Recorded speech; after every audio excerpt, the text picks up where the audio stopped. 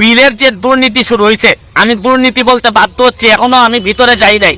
কারণ হচ্ছে গিয়ে একই বাসায় একই মানুষের কিভাবে 1300 আর 4000 কেমনে বিল হয়, এইটা আমি মানুষ দেখেন এই বিলের কাগজ ছাড়া আমি কথা বলতে চাই না। আসসালামু আলাইকুম দর্শক মণ্ডলী, এবার সংসদে বিদ্যুৎ প্রতিমন্ত্রীকে ধোলাই দিলেন ব্যারিস্টার সুমন।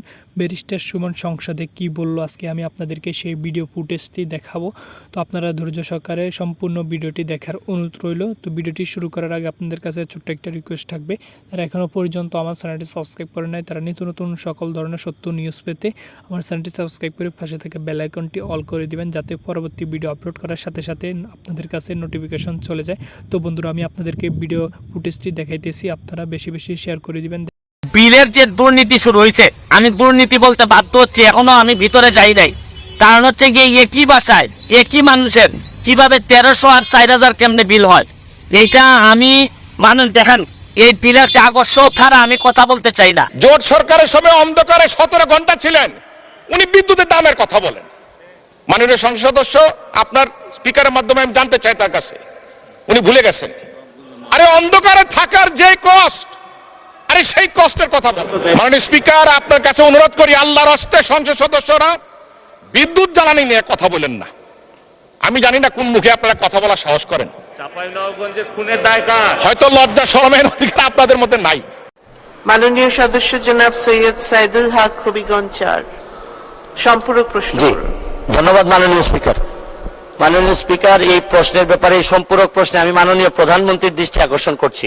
কেন আমার বিরুদ্ধে এইরকম নির্যাতন চলতেছে? আমার এটা হচ্ছে গিয়ে সেপ্টেম্বর মাসের বিল।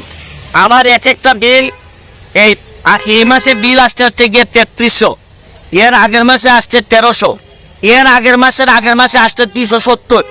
এর মানে হচ্ছে গিয়ে নিশ্চয়ই কোনো একটা ঝামেলা হয়েছে, নাইলে আমার ছেলেও নাই, মেয়েও নাই, বউ বাচ্চা কেউই নাই, আমি একা থাকি আমার পিএসএ নিয়ে বাসায়।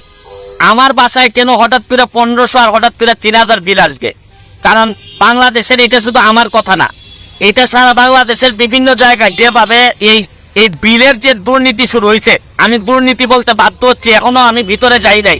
কারণ হচ্ছে গিয়ে একই বাসায় একই মানুষের কিভাবে 1300 আর 4000 কেমনে বিল হয়, এইটা আমি মানুষ দেখেন এই বিলের কাগজ ছাড়া আমি কথা বলতে চাই না। কাগজ আমার কাছে 5 মাসের কাগজ জমা হয়েছে, এই জন্য আপনাদের সামনে দুইটা কথা বলতে চাই। আবার কত বড় দেখেন, শেখ হাসিনার উদ্যোগ, ঘরে ঘরে বিদ্যুৎ, শেখ হাসিনার নাম ব্যবহার করে এরা এই বাটপারি শুরু করছে। এই করোনাকালীন সময়ে আমি বাসায় ছিলাম না, আমি আমার গ্রামের বাড়ি ছিলাম। এই গ্রামের বাড়িতে থাকাকালীন সময়ে দেখছি আমার বিল 3500 টাকা বিল আসছে। এর মানে ভৌতিক বিল। এরা এখন প্রাতিষ্ঠানিক দুর্নীতি শুরু করছে। আরে ব্যক্তির বিরুদ্ধে তো কথা বলা যায়, এই এত বড় প্রতিষ্ঠানের বিরুদ্ধে কথা বলবেন আপনি কিভাবে? কার বিরুদ্ধে কথা বলবেন? মাননীয় মন্ত্রীর দৃষ্টি আকর্ষণ করে বলছি, দেখেন আপনারা এই যে মানুষের যে দীর্ঘ নিঃশ্বাস, এই নেত্রীর নাম ব্যবহার করে উপরে নেত্রীর নাম দিয়ে এই যে আপনারা ভৌতিক বিল দেওয়া শুরু করছেন, এটা ছিলেন সকালবেলা উঠে যে গার্জিয়ান যে 1500 টাকার বিলের জায়গায় যে 3000 3500 টাকা বিল দেখে তার জীবন তো এইভাবেই শেষ হয়ে যাচ্ছে। আরে ধর্ষণ কি খালি মহিলাদের হয়? এই বিদ্যুৎ বিলের ধর্ষণ হচ্ছে না?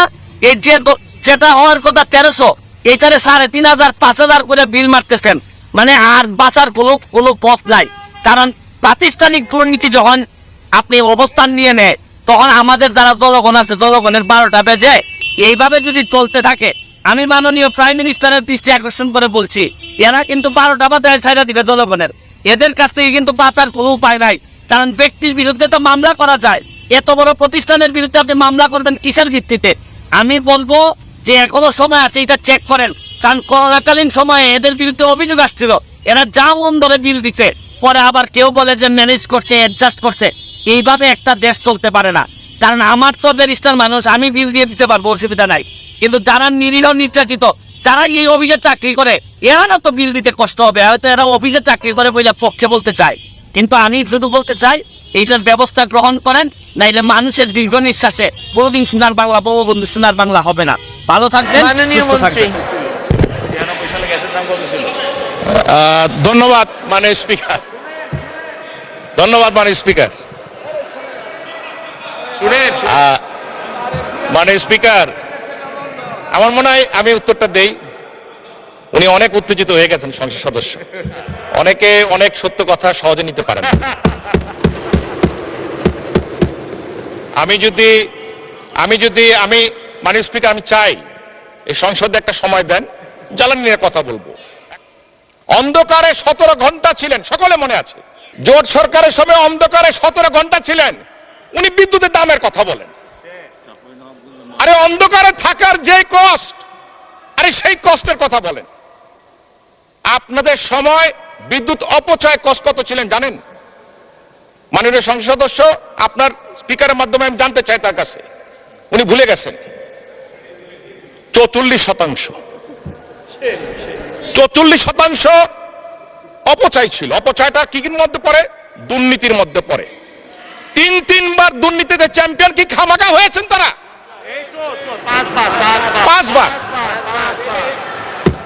বাংলাদেশ এখন ক্রিকেটে চ্যাম্পিয়ন হয়, বাংলাদেশ উদাহরণ হয় সারা বিশ্বের কাছে, সাফ চ্যাম্পিয়ন হয়, আর ওনারা করেছেন দুর্নীতিতে চ্যাম্পিয়ন। ঘন্টার পর ঘন্টা শেষ হয়ে যাবে মাননীয় স্পিকার যদি বক্তব্য দিতে হয় তাদের ব্যাপারে। কোনো প্রয়োজন নাই। চাল ডাল গম কি দাম ছিল? আরে ভাই, আপনারা তো হাত ধুই দিতে পারেন না, গুলি করে মানুষ মেরেছে, আবার দামের কথা জিজ্ঞাসা করেন। আপনারা বিদ্যুৎই দিতে পারেন না 17-18 ঘন্টা। কানসাটে আপনারা গুলি করে মানুষ হত্যা করেছেন। আমার এখনো খেয়াল আছে, সাবেক প্রধানমন্ত্রী খালেদা জিয়া গিয়েছিলেন টঙ্গীতে বিদ্যুৎ পাওয়ার প্ল্যান্ট ওপেন করার জন্য। ঢাকায় আসতে পৌঁছতে পারে নাই, তার মধ্যে বিদ্যুৎ প্ল্যান্ট বন্ধ হয়ে গেছে। মাননীয় স্পিকার, আপনার কাছে অনুরোধ করি, আল্লাহর হস্তে সংসদ সদস্যরা বিদ্যুৎ জ্বালানি নিয়ে কথা বলেন না। আমি জানি না কোন মুখে আপনারা কথা বলার সাহস করেন। হয়তো লজ্জা শরমের অধিকার আপনাদের মধ্যে নাই। ঘন্টার পর ঘন্টা কথা বলতে পারবো, তথ্য না খালি ডকুমেন্ট নিয়ে আর হাজির করতে